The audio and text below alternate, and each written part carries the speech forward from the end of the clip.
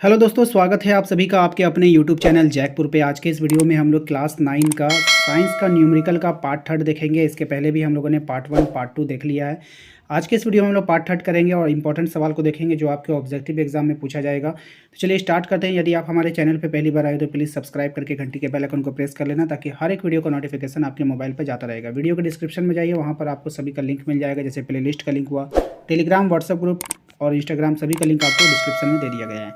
अब आते हैं सवाल पे। सवाल देखिए क्या है हमारा। किसी घर में एक महीने में ऊर्जा जो है 250 यूनिट में व्यय हुई है, यानी ऊर्जा जो खर्च हुआ है वो यूनिट में दिया गया है कि 250 यूनिट ऊर्जा खर्च हुई है। ये ऊर्जा जूल में आपको निकालना है कि जूल में कितना खर्च हुई है। ठीक है, अब ध्यान देने वाली बात है यहाँ पे कि पूरे जो इसमें हुआ है खपत जो हुआ है 250 यूनिट हुआ है। ठीक है, सबसे पहली बात आप यहाँ पे लिखोगे कि चूंकि एक यूनिट में है ना, चूंकि आप लिखोगे एक यूनिट में, ध्यान देना, चूंकि एक यूनिट में जो है आपका 1 किलोवाट आवर होता है। ठीक है, ये हो गया, एक हो गया एक यूनिट का। अगर हम बात करें 250 यूनिट की, कितनी की बात करेंगे, 250 यूनिट की, तो इसको हम लोग क्या करेंगे, 250 को अगर 1 से गुना करोगे तो 250 हो जाएगा KWH। ठीक है, इतना समझ में आ गया होगा, सभी को समझ में आएगा, किसी को कोई दिक्कत नहीं होगा। अब आपको यहाँ पे समझना है कि 1 KWH जो होता है आपका, इसमें कितना जूल होता है। इसमें होता है आपका 36, ठीक है, 3600, और इस पर फिर आपको 000 देना होगा।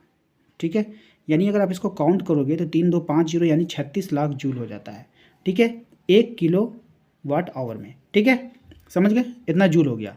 लेकिन हमें निकालना किसका था, हमें निकालना है 1 किलोवाट का नहीं, हमें निकालना है 250 किलोवाट आवर का। ठीक है, तो इसको हम लोग क्या करेंगे, अब थोड़ा सा इसको आप लोग नोट कर लेना। देखो यहाँ पे थोड़ा सा मेरा स्पेस नहीं मिल रहा है। ठीक है, तो मैं यहाँ पे कलर चेंज करके आपको लिखने के बताने की कोशिश कर रहा हूँ कि अब आपको लिखना है 200, कितना निकालना है, 250, है ना, 250 KWH का वैल्यू निकालेंगे। तो ये जो है हमारा 360000, 5 जीरो आपको देना होगा।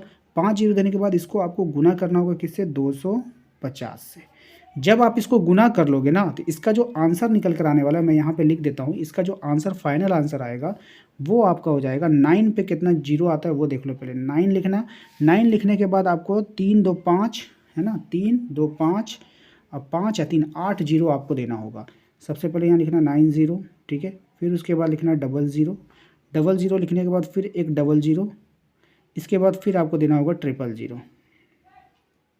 ठीक है, 3 2 5 3 8, 8 जीरो आपको लगेगा। ठीक है, और यहाँ पे आपको जूल दे देना है। इतना देने के बाद क्या आप इस तरह से आंसर करोगे, ऐसे नहीं करना। उसके बाद आपको लिखना होगा, ठीक है, बताओ कितना जीरो है, 8 जीरो है ना, 9 पे कितना जीरो, 8 जीरो, तो 9 × 10 पे पावर 8 लिख देना। ठीक है, 8 जीरो को हम लोग इस तरह से लिख सकते हैं, 10 पे पावर 8 का मतलब 8 जीरो, और इसको आप लोग जूल में लिख देना।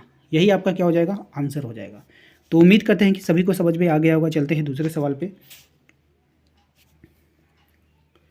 देखिए दूसरा सवाल है हमारा, एक विद्युत हीटर घोषित शक्ति 1500 वाट है, 10 घंटे में ये कितना ऊर्जा खपत करेगा। ठीक है, तो घोषित शक्ति, देखिए यहाँ पे जो शक्ति आपको दिया गया है ना, शक्ति आपका है 1500 वाट, इसको आपको चेंज कर लेना है। ठीक है, 1500 वाट है, आप यहाँ पे लिख लो शक्ति।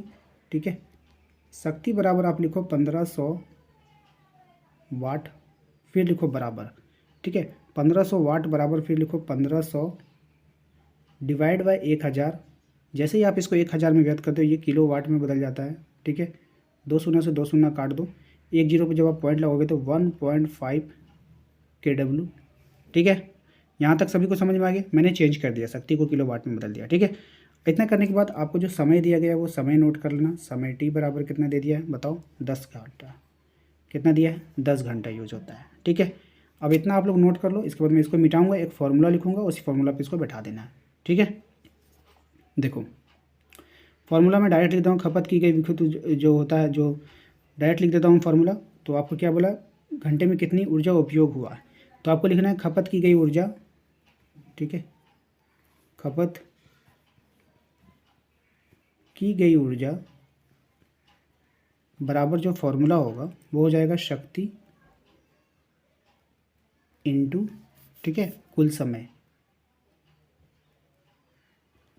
शक्ति इनटू कुल समय। तो शक्ति कितना है बताओ, शक्ति है आपका 1.5 और समय आपने लिया है 10, तो 15 दिन क्या हो जाए, 50 हो जाता है, यानी 15 हो जाएगा, एक अंक के बाद पॉइंट उड़ जाएगा, तो 15 किलो वाट आवर।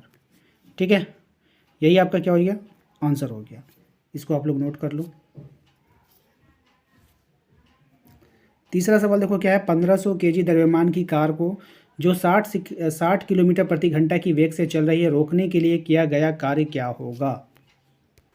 तो देखिए, जब कोई कार चल रही है, जब वो चल रही है तो वो गति में है, और जब भी आप उसको जो रोकोगे तो रोकोगे तो उसमें ऊर्जा आपका खपत होगा। जब वो ऊर्जा खपत होगा तो वो गतिज ऊर्जा कहला जाएगा। और जो कार्य होता है हमारा, उसको भी हम लोग जो बताएंगे हम लोग तो ऊर्जा में ही बताएंगे, यानी कि हम लोग का जो जूल खर्च होगा, जो ऊर्जा खर्च होगा, वही आपको बताना है कि कितना कार्य परिकलन हुआ। ठीक है, तो चलिए इसको हम लोग सॉल्व करते हैं। सबसे पहले जो आपको द्रव्यमान दिया गया है यहाँ पे नोट कर लेना। आप लोग द्रव्यमान दिया है 1500 केजी। ठीक है, 15 केजी द्रव्यमान देने के बाद जो इसका वेग है वो है 60 किलोमीटर प्रति घंटा। ठीक है, तो इसको सबसे पहले हम लोग मीटर पर सेकंड में चेंज कर लेंगे। ठीक है, किलोमीटर घंटा है, इसको मीटर पर सेकंड में हम लोग चेंज करेंगे।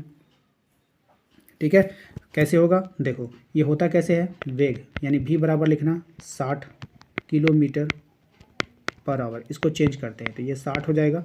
60 को सबसे पहले आप जो किलोमीटर, इसको मीटर में बदलने के लिए 1000 से गुना कर दो। ठीक है, और जब इसको सेकंड में चेंज करने के लिए 3600 से भाग दे दो। ठीक है, सॉरी 3600 होगा। ठीक है, इसको 3600 से भाग दे देना। उसके बाद क्या करेंगे हम लोग, ध्यान देना, 2 शून्य से 2 शून्य काट देंगे, और इसको काट दो आप 6 से, 6 दाई 60, 6 छाके 36, है ना, इस तरह से काटोगे। इसके बाद यहाँ पे 10 दाएँ 100, 100/6। तो इस तरह से जो आप जो इसको जब भाग दोगे ना, तो हम लोगों ने क्या किया है यहाँ पर, इसकी जो इस चाल थी, जो जिस वेग जो था हमारा, तो वेग को हम लोगों ने मीटर पर सेकंड में निकाल लिया है। ठीक है, अब हम लोग आते हैं गतिज ऊर्जा निकालेंगे डायरेक्ट, और वो हमारा क्या हो जाएगा, आंसर हो जाएगा। तो इतना आप लोगों ने नोट कर लिया होगा। तो गतिज ऊर्जा के बराबर जो फॉर्मूला होता है वो क्या होता है हमारा, आप लोग लिख लेना यहाँ पर हिंदी में गतिज ऊर्जा। ठीक है, गतिज ऊर्जा लिखने के बाद लिखना ½ mv² होता है। ठीक है, तो ½ mv² का मतलब हो गया कि आपको हाफ देना होगा। एम आपका है 1500 kg, और v² का मतलब हो गया, जो आपने भी अभी निकाला था वो कितना निकाला था, 16.67 इंटू 16.67। ठीक है, तो आप इसको 2 से काट देना, 750 बार में कट जाएगा 750। सभी को आप मल्टीप्लाई करोगे। ठीक है, मल्टीप्लाई करने के बाद पॉइंट वाला मल्टीप्लाई होगा।